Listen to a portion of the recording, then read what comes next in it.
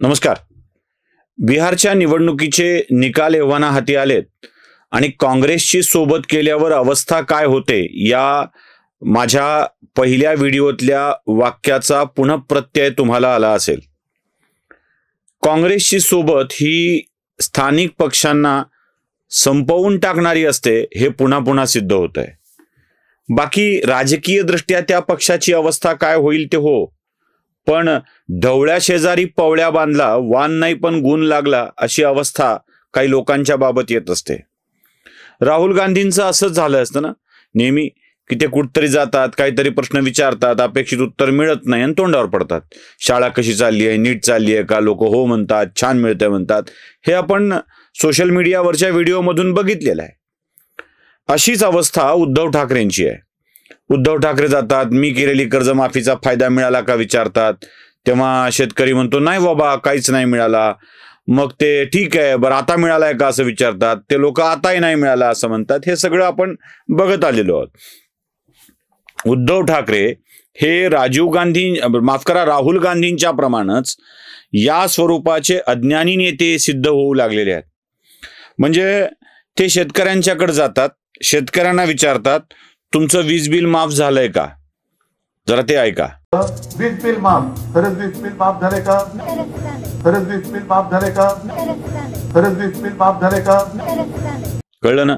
शेतकरी म्हणतोय हो माफ झालंय. मी मुद्दाम दोनदा तीनदा ते ऐकवलं यासाठी की ते तुमच्या लक्षात यावं.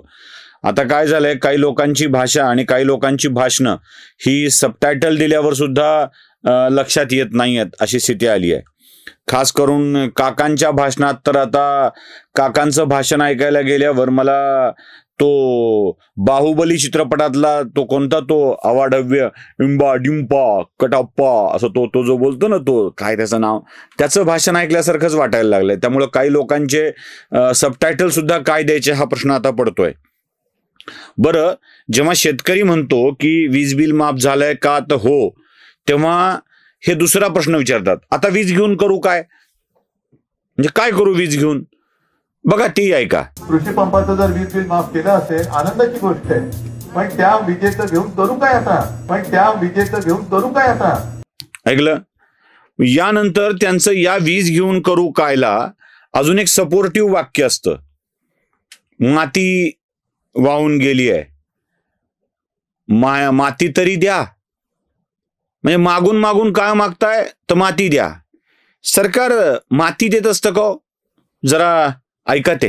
बिल माफ, खरंच वीज बिल माफ झाले का, शेतकऱ्याचं झालंय ना.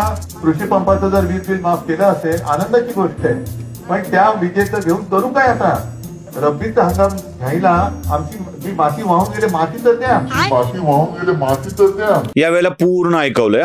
म्हणजे माती तरी द्या, वीज घेऊन करू काय, हे सगळं त्यात इन्क्लूड करून ठेवलंय. म्हणजे तुमच्या लक्षात यावं की या संवादाचा काय परिणाम होतो. ते मुळात शेतकऱ्यांना काय काय दिलंय याची संपूर्ण माहिती मला तुम्हाला द्यावी लागणार आहे.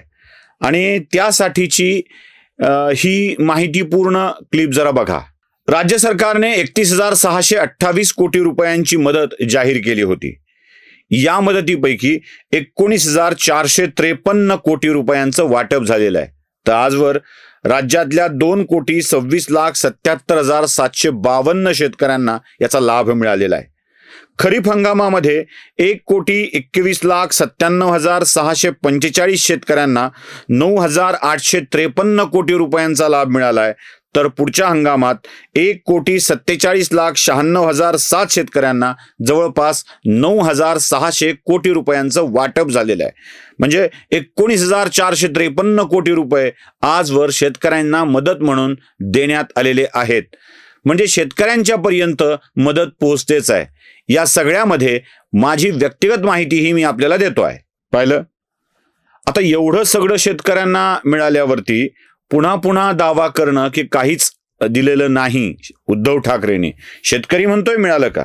मी माझेही तुम्हाला स्क्रीनशॉट्स दाखवतो की मला स्वतःला एकदा 8,500, एकदा 16,500 आणि एकदा क्रॉपसाठी म्हणून मिळालेली रक्कम, या तिन्ही स्क्रीनशॉटमध्ये तुम्हाला दिसेल की माझ्या खात्यावर साधारणतः 42,000 रुपये माझ्या व्यक्तिगत खात्यावर शेतकऱ्याला मदत म्हणून आलेले आहेत.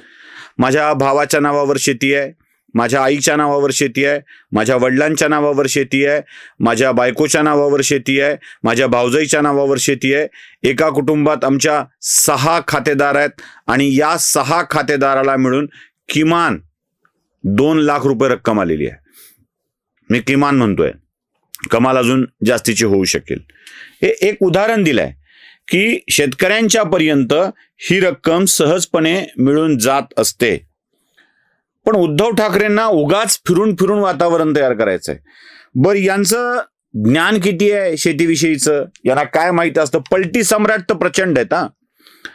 म्हणजे मध्ये मुख्यमंत्री असताना समृद्धी महामार्गावर आले आणि तिथे काय बोलून गेले ऐका.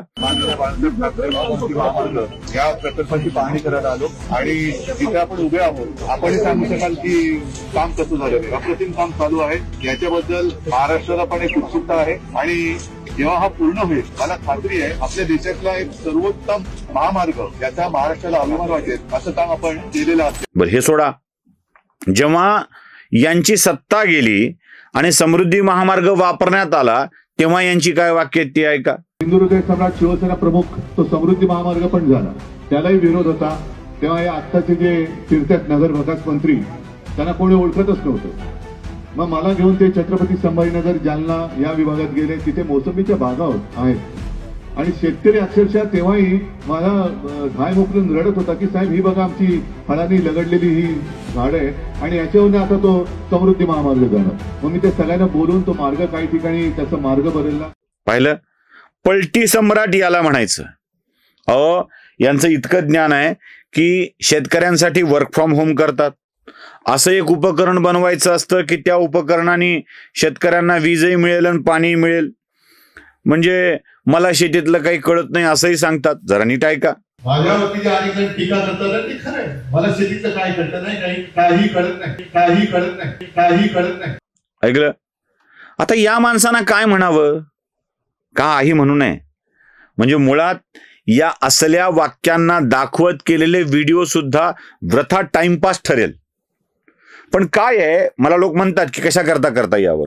यासाठी करावं लागतं की या दर्जाचा नेता शेतकऱ्यांचा तारणहार असल्याचं दाखवून लोकांच्या मध्ये भ्रम निर्माण करतो आणि हा भ्रम नरेटिव्ह बनून लोकात रुजायला लागतो. तो रुजायला नको. या माणसाचं वर्तन किती ढोंगी आहे ते लक्षात यावं, यासाठी हा प्रपंच करावा लागतो. नमस्कार.